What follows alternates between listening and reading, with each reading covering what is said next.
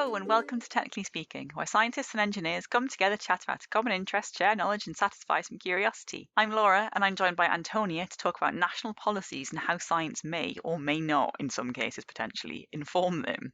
Now, Antonia, this is something that intrigues you and I can tell by your laughter what you're thinking. Why does it intrigue you? So when I was studying at university, I was doing some research that I was hoping would end up in front of policymakers because it was about reducing our carbon emissions related to energy production. That was kind of what got me onto the subject of this is, I guess, how scientists influence policy. It's not like I was commissioned by the government to do the research. It was research that researchers in the area thought would be of national interest. And so that was what was my PhD research topic and also my master's dissertation topic. So I guess that means you care quite a lot about how the nation as a whole is working towards mitigating the potential disaster of climate change that scientists keep talking about. But it feels like we're kind of not really getting there as quickly as we should, which a lot of scientists seem to be saying anyway. And you want to know, like, what else could we be doing? Yeah, this actually kind of relates to one of our previous episodes about activism and science. But then, yeah, we should also touch on how does science help with government anyway. But now I work with companies to try and reduce their carbon emissions. So trying to put that into action, and sometimes their policies are influenced by what the government policies are. So it's all full circle. So yeah, it sounds like you spent most of your career doing something at the intersection of policy and science with climate change. I guess that's kind of similar to what I've been doing because I mean I've said quite a few times I've done a lot of research with the nuclear industry and I've worked in academia doing that as well. So these are like nationally important topics and they're quite controversial sometimes in the public eye. Yeah, Like when I was running my research group at university, there was a really strong emphasis from the university that scientists can influence national policy in different ways. But you mentioned that you're aware that government policy affects what companies do. So can you tell me a bit more about that? yeah. So before it becomes policy, the government releases something called a consultation. They say, we have some ideas about what we're going to change, and we want to gather views from different areas. I don't think it's actually restricted to just scientists, but you'd think if you're a scientist researching that area, you might think, this would be a good time to mention something that could be affecting the whole country. After the consultation is finished, government goes, okay, this is what we've learnt, and this is what we're going to then implement based on that. But the thing is, there are a lot of consultations happening in one given time. Yes, I noticed this as well. I don't get how you're meant to know about them. I don't think you can just pay attention to the government website of consultation coming up because there are that many on that many different topics. Yeah, when I looked, there was 108 open at the moment. Some of them were very niche. Some of them were very specifically about some local area, what they were going to do with it. So I don't know. Do you put like a Google alert on it? Do you you can sign up to alerts on the government website and hope that your keywords will show up, but it's yeah, I don't know how you know apart from just you spend time doing that, which is what some people in my company do, is they have an eye on what policies are coming up, how it might influence companies that we work with, and then prepare strategies or, responses to help customers be aware of this. Yeah, I wouldn't be surprised if there's a bit of paying attention to what's going on and just checking back periodically. Also, maybe I do wonder if people in government reach out to say, hey, this is consultation. You people are experts in this thing. You might want to consider putting a response in. The university I worked for, the institute I was part of, they definitely responded to these things occasionally. Individual researchers responded as well. So you can do it either as yourself, like, hi, I'm a scientist, this is my knowledge, or as a group of scientists from an organization. I've seen it through professional bodies. So, like the Energy Managers Association sometimes spot things related to energy saving or energy efficiency and will say, hey, this might be good to respond to. Yeah, and having talked about this for a few minutes now, I think it's probably worth defining what a policy is before we carry on talking. That's a good point. From my understanding, policy is a plan or a guideline to how we want something to be run or behave. My main knowledge base is about climate change. The policy was how we would go about addressing climate change. Whereas you then legislate and make legislation which turns that policy into law and therefore enforceable. Okay. So I see policy as this sort of this broad thing. Here's what we need to do as a whole. And then there's a specific, here's what happens to you as an individual or as a company if you don't work with us to deliver on this policy. But I guess you could have a national policy that isn't necessarily backed up by legislation as well, which would mean companies don't necessarily have to follow what the policy says. And I guess that means as a nation, that just means we've failed at something that we've committed to, even if we didn't realize it. Yeah, so that is a really interesting idea. Yeah, climate change policy has actually been legislated for by the Climate Change Act 2008, and it set a legally binding target for the country to reduce its emissions by 80% by 2050. And it was the first globally to set a legally binding target. Oh, so we kind of paved the way. We're the trailblazers for saying legally we will do this. Yes. The question is, though, how is that going to be enforced? Is the government going to sue itself if we don't meet the targets, which is kind of an issue right now? And you would like to think that those targets were designed to be feasible based on evidence. But I think because there are so many entities and things that contribute to climate change, it's really difficult to get to the point where you say, well, this part of the nation needs to do this part of the nation needs to do that. Here's how we all come together. I suppose whether the government can sue itself is probably something for legal people to explain, and I'm not one of those. No, me neither. But speaking of explanations, there is something that I've helped with when I was doing research at university to help explain things to non-experts, and these were post notes from the Parliamentary Office of Science and Technology. So these summarise complex topics, and they're often science-based ones, and they do it for a non-expert. So they can be used to brief government officials on key facts on a particularly interesting or challenging thing. Yeah, I've actually come across them. That was one of my first interactions with a post note was I found one from the early 2000s about the life cycle emissions of different energy production methods. You'd think since it was there from so long ago, it meant it was really easy to make climate change policy, but no, it's a very complex topic. But I imagine it's very useful for government because I read that there are over 500,000 civil servants. Yeah, that seems like a lot to me. So I did some work in the civil service for a while, but it was like a very small part of it. So I was in a government department and sort of providing them with advice as a member of their team when I was doing this research at university. The people I work with there, they explained that there are actually very few scientists in the civil service, but they are smart people and they rely a lot on translation of these complex topics, and they really value having experts explain things to them so they can see how something will affect society, which I was quite reassured by. They were really, really keen to learn. And they obviously knew a lot already. That's really good. Yeah, I started thinking, oh, this is really good. Yeah, I can help. So it was like, they might have a broader view or they might see the societal impact, but they might not know specifically about the latest widget coming out of nuclear waste. Yeah, and to be fair, there are things they don't necessarily need to know about. Like, you don't really need to know how I can cut apart a material and do a load of analysis on it to tell you how it might behave when it's been exposed to radiation. So they don't need to know the detail of that. They just need to know the answer. Yeah, yeah. But then that makes me think, if you're not an expert on a particular thing, how do you make laws about it? Like, no, makes me think years ago about Theresa May. She didn't understand how data security worked, but was trying to legislate that all internet service providers must provide a backdoor for the government to make sure that the government can access data if it was, of national security. That sounds quite a sensitive and complicated topic that I wouldn't want to comment on. No. I guess that's where it comes down to the individual doing their research and having the right resources to hand to be able to understand it.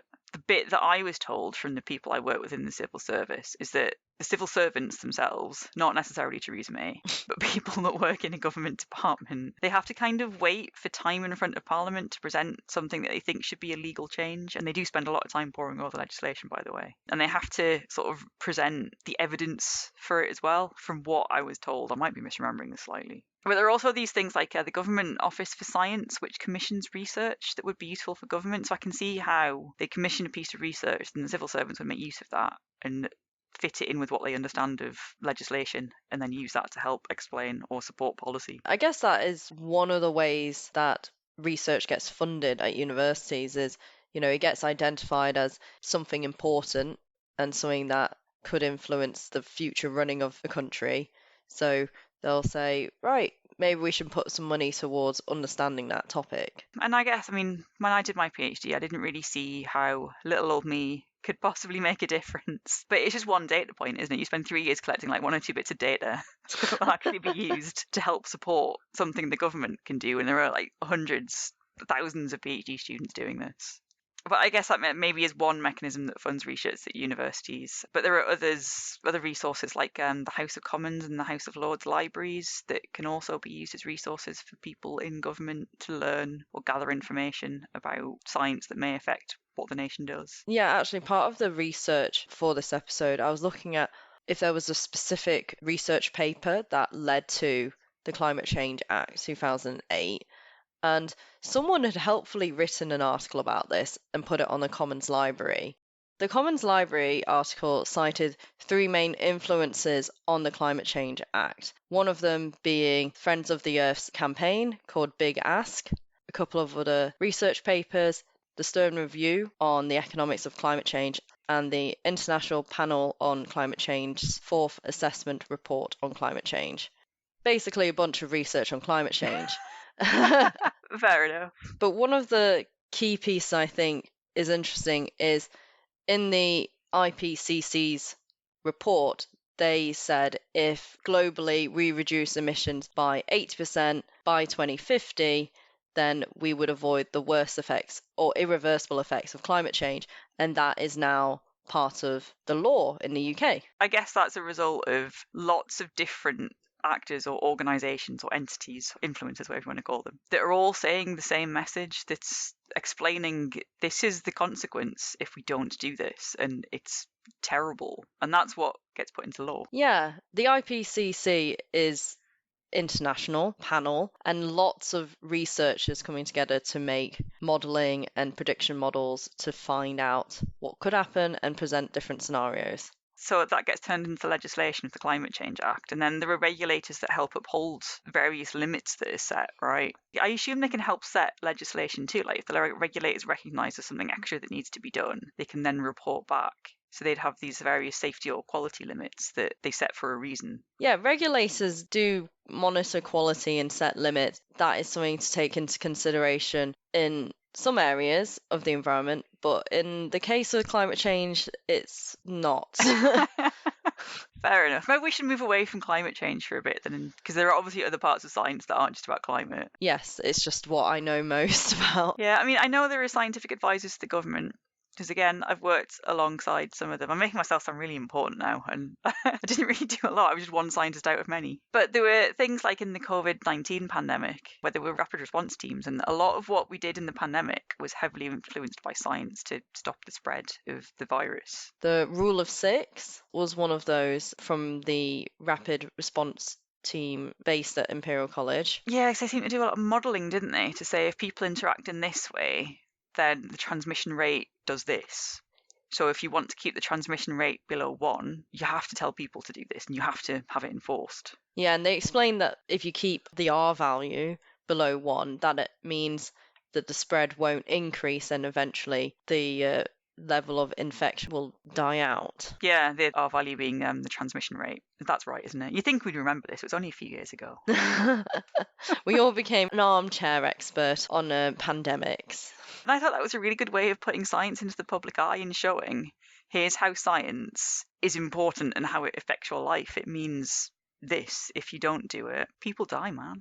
It's a very extreme example. Bit off topic, but I noticed on time.is, which is what we use for the podcast, is today is hand washing day. That was also another bit of research that doctors noticed people that wash their hands after surgery before going on to another patient saved lives too. You've got to wonder if that was as rapid to become an inbuilt behaviour for clinicians and people as it was for responding to the COVID-19 pandemic. Because that was like a really rapid response, wasn't it? The whole world suddenly mobilised to come together to do something. And I think the research I'm talking about came from like the 1900s when we just about understood how soap worked. Yeah, and some people still don't wash their hands.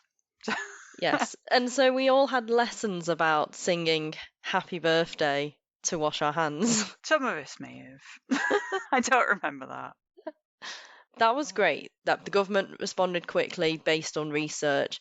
I do wish that that happened in other areas, such as climate change, where the Climate Change Committee, who was put together following Climate Change Act to follow our progress towards our 8% target by 2050. They review how we are doing and set a carbon budget every 5 years. And they've noticed that the next carbon budget that they forecast for, we are not going to meet that. And it doesn't seem like there is enough policy in place that would lead us towards that, towards not breaking the law. So decades of research and we're still just almost carrying on as normal. There have been some changes, but they're not enough. It sounds kind of similar to what I'm aware of from the nuclear industry, because there's a committee on radioactive waste management, which does a similar thing to the climate change committee, but obviously advises on radioactive waste. And they come up with strategies to advise the government on what we should and shouldn't do. And we're still trying to figure out what to do with the waste. And there's a reason for that, because a lot of people don't like the idea of nuclear waste. And we need to find a community willing to host it. And that's a very important part of government policy. For good reason, I think. It's part of the democratic process. Yeah, but then I guess you have to wonder, well, if people want to carry on doing what they do and they don't want to change their behaviours to help with the recommendations of the Climate Change Committee, then we all die. Yeah. I'm being very grim this episode. Well, it's that difficult thing of some people debate politics as a sport, but then politics does affect all of us. If people can't decide what to do with the nuclear waste, we're still producing it, so it's just going to be a bigger problem. Potentially. We've gotten a lot more efficient at how we manage nuclear materials in general, and new reactors are way more efficient than the old ones, so they'll produce less material compared to the amount of energy they'll put out. But there's still that perennial problem of all this legacy waste from an industry that's 70 years old. We need to do something with it. We can't just keep managing it as we are now. It would just be better, according to scientists, to bury it under the ground, essentially put it back where it came from and put it far away from people. But then you need to find the right geology to do that, which means you need to get a community involved that might have the right geology. Do you think more science and science communication with those communities would help, or do you think there are other factors? I think there are other factors, because there are things about just what you believe, and a lot of the time, no amount of telling someone about science is going to change what they fundamentally believe. But there are other ways that your beliefs might be shaped over time by, talking to like people around you. If all your peers are suddenly saying, yeah, we need this thing in our lives, you might be more likely to listen. Or you might start to see other benefits from talking to other communities. You tend to find that people that live near nuclear licensed sites, they understand how nuclear can help them because it provides jobs and security, and they don't really see anything going wrong with where they're working either. Yeah, because they're so familiar with it, it's not a scary thing over there. They deal with it every day and go, when accidents happen, they're not as bad as the worst ones. That is what gets publicised in the news and things. Yeah, they see nuclear operations happening every day. So they understand that one thing going wrong doesn't mean everything goes wrong. It's generally a very safe industry, and it operates so many different principles of safety and has so much regulation, so many things to say, you're definitely doing this in the best way possible, right? And I guess that's also how other types of researchers can help, not just science researchers, but social science researchers in understanding science communication, how our understanding influences our uptake of new information. Yeah, and there's a lot of research in that area as well. So when you were saying there aren't that many scientists in the civil service, I'm part of the government communication area as well, because I work for a national lab, and they have a lot of behavioural scientists helping to shape how you talk about something really complex and technical or sensitive to people that have a different point of view or aren't as aware as someone in the industry. So I don't know how that would fit into your comments about climate change and how decades of campaigning and research still isn't making much difference, though. I guess these are two slightly different things. I think they are. It's kind of almost like the slow nature of emissions and the changing of climate There are so many factors to it. One that I keep thinking rather negatively is just people don't want to change. Yeah, that is what we tend to find. People are happy doing what they do unless they can see how something would make their life easier or better. So I always think that chip and pin, that a lot of nations don't seem to use it, but it seems to happen really naturally in the UK because it's a lot easier to pay for something using a credit card or a debit card by just putting your card into a machine and typing in your PIN rather than having to sign for something. And now contactless or NFC, even more so. Exactly, natural evolution that just makes it easier and easier to go about your day. Yeah. Whereas climate change and radioactive waste don't directly affect your day to day. Yes. So I feel like we've talked a lot about all these different ways that research can be used by government, from consultations to government libraries and whatever else. But now we're talking about the general public. Yes, and how they can lobby MPs to bring particular topics to light and then get time to discuss them in Parliament. Exactly. I've met my local MP a few times. I know he's really busy, but they always seem to have time to actually listen to you and respond to your query, I find. That's interesting. I've not met mine. I have written some letters to them over the years, and yeah, I get a response. Sometimes I think they're a stock response because I'm on a particular sort of like campaign, and so they probably got an influx of people writing them messages. I bet they trend how many people they have talking to them about particular topics, and they'll see if it is really a concern for their constituents. Can't say that word properly, but you know what I mean.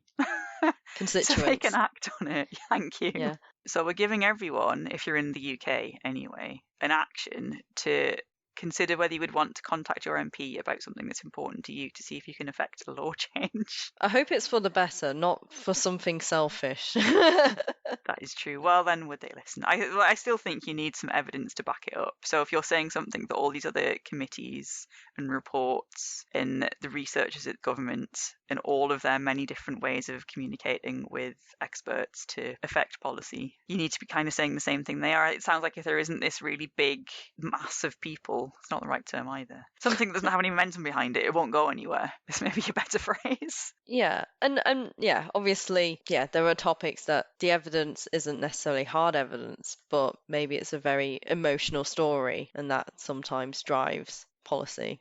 Yeah. I guess there's one final thing I want to say on that, because it relates to the nuclear industry. Some nations don't have nuclear power because they had a referendum. They asked their constituents to vote on whether they should or shouldn't have. Yes, I heard about this. Yeah, so Austria had a referendum in 1978, and the public very narrowly voted against having nuclear power after they'd started to build a nuclear power plant. And it still sits there to this day. 50 years ago. It's never been fueled. Yeah, it's used as a training ground for nuclear operators elsewhere in the world. Interesting. But that's a very good example of how, even though some experts say this is a really good thing and your nation's started to do something, you can influence national policy.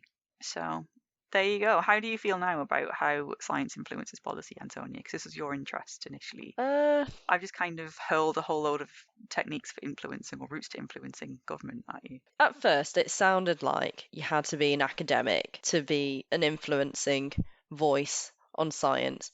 But through my work, I've seen that it doesn't have to be, someone academic, can be a professional body that puts their voices together. So all these chartered engineers saying something, but also even if you're not necessarily in the foreground, there are people working behind the scenes providing information to hopefully make the best decisions for running a country. Which seems to be a combination of this is the science behind it or the technical justification, and here's what people want. The two seem to need balance. Oh, yes. And I guess that is the perfect note to end it on. The views expressed in this podcast belong entirely to the person that said them. They do not represent any industry or organisation. If you enjoyed listening to these views, it would really help us out if you could rate us, leave a review and tell a friend. This podcast was sponsored by no one, but if you're interested in funding us to continue to have frank discussions about science and engineering, please get in touch.